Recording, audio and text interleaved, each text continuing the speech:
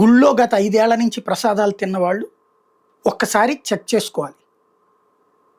ఎందుకంటే మనకి చిన్న తేడా వస్తే ఉప్పు తేడా వచ్చినా, పప్పు తేడా వచ్చినా తెలుసుకోగలుగుతాం. అట్లా కాకుండా గత 5 ఏళ్లలో ప్రతి గుళ్ళో మీరు తిన్న లడ్డూలో బాత్రూమ్ యాసిడ్ కలిసింది, లేకపోతే జంతు కొవ్వు కలిసింది అని నమ్ముతారా లేదా? నమ్మేట్టయితే ఒక యాస్పెక్ట్. అదే విషయాన్ని తేల్చి చెప్పండి. నమ్మకపోతే అదే విషయాన్ని తేల్చి చెప్పండి. ఇప్పుడు పరీక్ష ఎదుర్కొంటుంది హిందూ సమాజం. దేశంలోనే ఎక్కడా లేని పరీక్ష ఎదుర్కొంటుంది హిందూ సమాజం.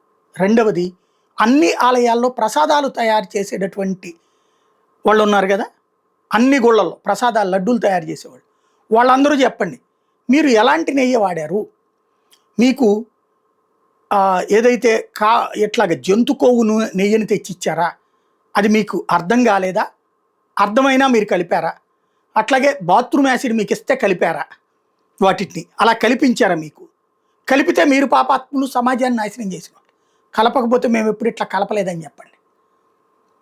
అలాగే ఎందుకంటే రాష్ట్రంలోని అన్ని ఆలయాలకి చేర్చేశారు ఇప్పుడు కల్తీ నెయ్యి. అంటే ఏ ఆలయానికి ఆలయంలోనూ లడ్డు తయారు చేస్తారు. వేరే ఢిల్లీ నుంచినో, లేకపోతే తాడేపల్లి ప్యాలెస్ నుంచినో, ఉండవల్లి కరకట్ట దగ్గర నుంచినో పంపించరు. ఎవరి గుళ్ళో వాళ్ళకే తయారు చేస్తారు. నెయ్యి వాళ్ళు వాడినటువంటి నెయ్యి అంటే వాళ్ళకి తెలుసు, ఎక్కడి నుంచి వస్తుందో వాళ్ళకి తెలుసు. ఇప్పుడు ఆ నెయ్యి కెమికలైజ్డ్ నెయ్యి అనిపించిందా? ఆ నెయ్యి ఇట్లాగా దాంతోపాటు ఇది ఇచ్చారా? హ్యాండ్ పిక్లు ఇచ్చారా కలపడానికి?